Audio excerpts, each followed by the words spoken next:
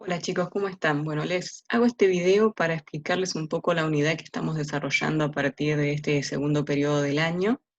El tema es métodos y técnicas de investigación antropológica. Ya habíamos presentado otras dos actividades dentro de la misma temática.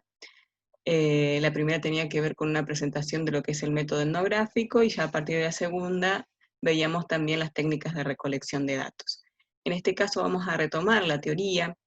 Ustedes seguramente ya estuvieron viendo que el método etnográfico tiene que ver con este trabajo que hace el antropólogo, que se llama trabajo de campo, que es tener que ir y trasladarse a ese lugar donde está viviendo ese grupo de personas, que puede ser una comunidad, puede ser cualquier grupo dentro de una misma ciudad que el antropólogo desee investigar, ¿sí? Y necesariamente debe trasladarse y hacer lo que se llama un trabajo de campo.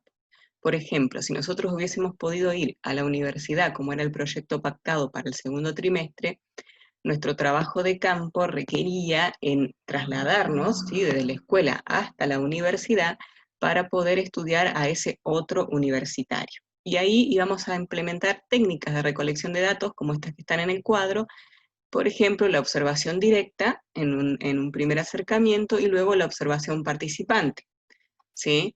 Y al final, ¿sí?, de la clase en la que vamos a estar, podíamos establecer conversaciones o al mismo tiempo quizás dentro de la clase con el grupo de estudiantes que nos hubiese tocado trabajar, establecer conversaciones, algunas entrevistas que íbamos a desarrollar nosotros, ¿no? Las preguntas antes de ir y poder hacerlas allá a estudiantes y a docentes, y también la encuesta, ¿sí? Que vamos a hacer esta combinación cuando teníamos una muestra muy grande, ¿sí? Muestra quiere decir que nosotros tenemos una población muy grande para investigar, entonces tomamos lo que es una muestra. ¿Qué quiere decir? Un grupo de personas que sea representativa, ¿sí? Para no tener que estudiar a todos, ¿sí? Por una falta de tiempo, por ejemplo, o de recursos en el caso nuestro. ¿Sí? Entonces íbamos a hacer esta combinación que figura acá en el cuadro de la etnografía con la encuesta. Pero bueno, como no podemos, a menos que esta cuarentena realmente se termine y todo vuelva a la normalidad, es un proyecto que no lo vamos a poder lamentablemente llevar a cabo. Las técnicas, ¿sí?, de recolección de datos. Es lo que la misma palabra lo dice, es aquello que nosotros usamos para poder obtener los datos para nuestra investigación.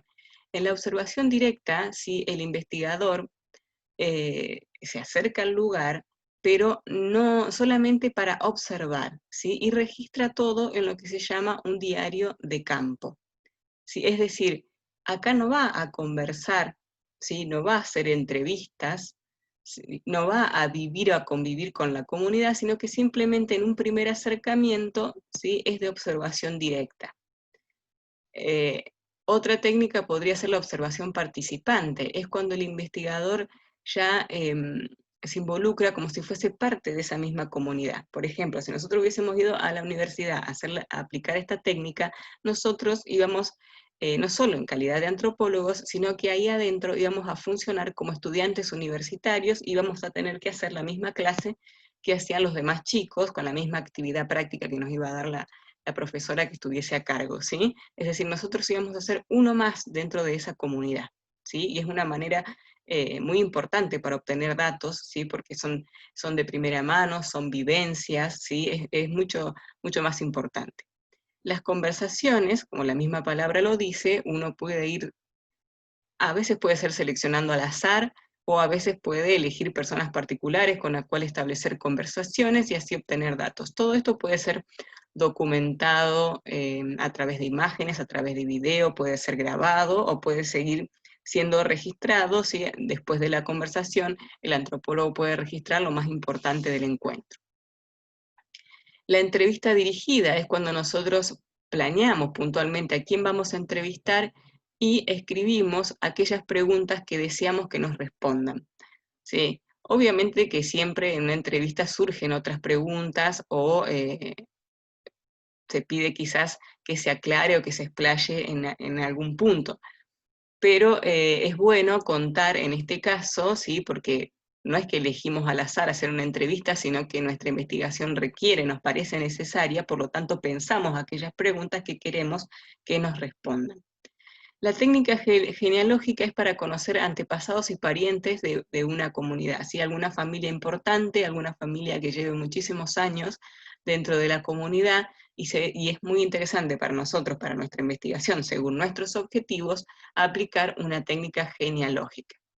El informante privilegiado es cuando dentro de una comunidad encontramos a una o dos personas que que tienen más experiencia, más talento, más preparación, puede decirse, ¿sí? O que a nosotros nos parezcan más útiles o más completas para brindarnos un testimonio. Y entonces lo elegimos como informante privilegiado. Entonces, las conversaciones principales las vamos a tener con este informante, las entrevistas se las vamos a aplicar a él, quizás gran parte de nuestra observación participante estemos al lado de este informante privilegiado, ¿sí? Ya vamos a ir viendo más ejemplos. Las historias de vida, ¿sí? Dice que son útiles para conocer las personalidades individuales, los intereses y las habilidades de los miembros de una comunidad, y de ese modo hacer un relato cultural más íntimo de la sociedad que se estudia. Acá lo mismo, ¿no? El antropólogo va a elegir a los miembros que parecen interesantes para elaborar su historia de vida. Análisis de las creencias y percepciones locales. Acá se complica un poquito más, ¿sí? Son técnicas de investigación para descubrir el punto de vista de las creencias locales. Sí, por un lado está la perspectiva que se llama el EMIC, que es el punto de vista local, que es buscar conocer cómo piensa la gente, ¿sí? Que vive esa realidad, cómo percibe su mundo, cuáles son las normas de comportamiento, por ejemplo, cómo se imagina y explica las cosas. Y por otro lado, la mirada de TIC, que es la perspectiva del científico, ¿sí? En este caso sería nuestra, de nosotros como antropólogos.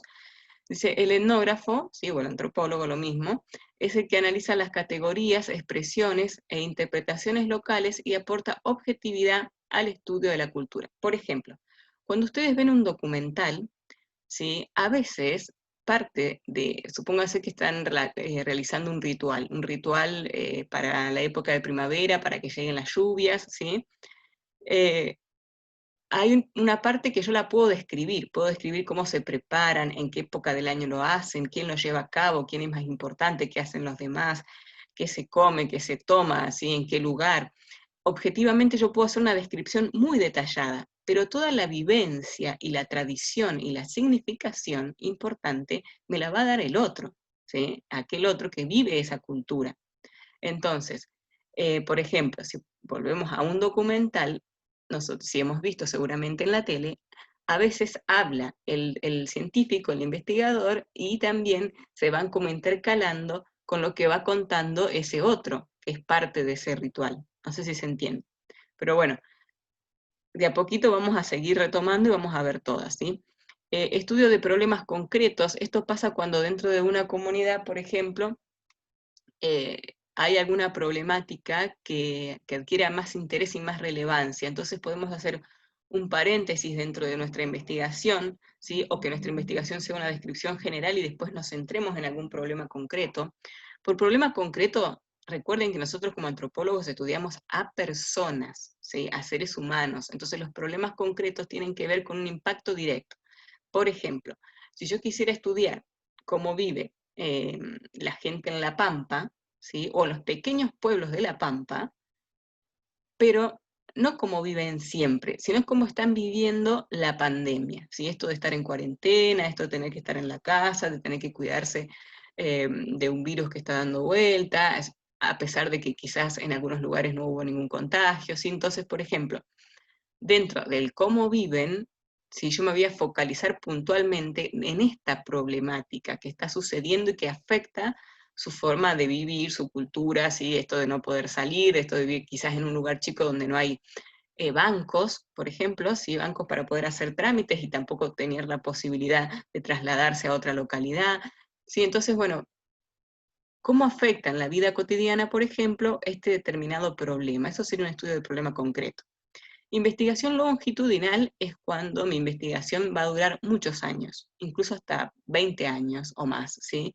Es decir, que eh, se va a extender en el tiempo. Esto ya se sabe de antemano, ¿sí? Por lo general uno trabaja con un plan de investigación donde uno prevé un cronograma de lo que le va a llevar realizar una investigación. Entonces la longitudinal tiene que ver con esa que se nos extiende mucho en el tiempo. Y la investigación en equipo, ¿sí? Puede suceder de dos maneras. Por un lado, que nos juntemos muchos antropólogos de diferentes ramas, como la social y cultural, como la física y biológica, como la arqueológica, para conformar un grupo de investigación, pero también puede suceder que el antropólogo trabaje con otros profesionales, como pueden ser geólogos, por ejemplo, ¿sí? Para conformar un grupo mucho más importante y más enriquecido, ¿sí? Sobre todo cuando las problemáticas también pueden ser de carácter legal, carácter histórico muy importante, ¿sí? Entonces se realiza una investigación en equipo. Y como les decía, la combinación de la etnografía y la investigación con encuesta tiene que ver con esto, no solo con el trabajo de campo y todas las técnicas que vimos recién, sino la aplicación de encuestas, que es lo que me permite. Ustedes seguramente saben lo que es una encuesta, ¿sí? Es cuando nosotros, en vez de hacer una entrevista, hacemos una serie de interrogantes donde es muy rápido contestar, si ponemos en un cuadrito sí o no, eh, ¿sí? Podemos establecer puntualmente opciones, ¿sí? Para que la persona con una lapicera en menos de 3 minutos la pueda resolver y nos la entregue, suele ser anónima, y después obviamente viene toda la tabulación de datos de la encuesta, ¿sí? Que es algo que nosotros íbamos a hacer en la universidad, ahora voy a ver cómo lo resolvemos. Y al final tienen una actividad. Acá tienen una serie de oraciones y ustedes tienen que poner solamente el número, ¿no? Acá van a poner el numerito de cuál de estas técnicas corresponde, ¿sí? Por ejemplo, dice, el investigador puede desarrollar anotaciones genealógicas para tratar los principios de parentesco, matrimonio y filiación. Entonces ustedes van a leer, ¿esto es el informante privilegiado? ¿Es la entrevista dirigida? ¿Es una conversación? ¿Es una historia de vida? Entonces cuando vean cuál es, le van a poner aquí el numerito. En la actividad número 2, ¿sí? Tienen un ejemplo. Dice que en un lugar, está hablando en primera persona, ¿no? En Arembepe, dice Brasil, aprendí sobre la pesca, la navegación por el Atlántico en sencillos botes de vela con los pescadores brasileños. Bueno, y sigue el relato, pero tengo que ver qué tipo, ¿sí? De relato es, a qué técnica pertenece este tipo de relato. Dice que es un etnógrafo, Konrad Kotak, el que lo está diciendo, ¿no? En primera persona, y entonces tienen que ver qué técnica, ¿sí? ¿A qué técnica se aplicaría este relato? En la número 3 van a subrayar la palabra correcta. Tienen dos opciones. Emic y etic tienen que ver cuál de las dos se corresponde para terminar la oración y que sea coherente, y lo mismo abajo. Tienen dos palabras, etnografía y encuesta. Y acá tienen la oración completa y ustedes van a ver cuál de estas dos palabras, ¿sí? Es la correcta para que la oración sea coherente. Y por último dice, ¿cómo se aplica la técnica de estudio en un problema concreto? Van a volver a leer la teoría y van a buscar ustedes un ejemplo propio. Bueno, eso sería todo. Espero que quede más claro con esta explicación. Y bueno, cualquier duda me consultan por mail, por WhatsApp, o nos volvemos a encontrar por Zoom. Cariños.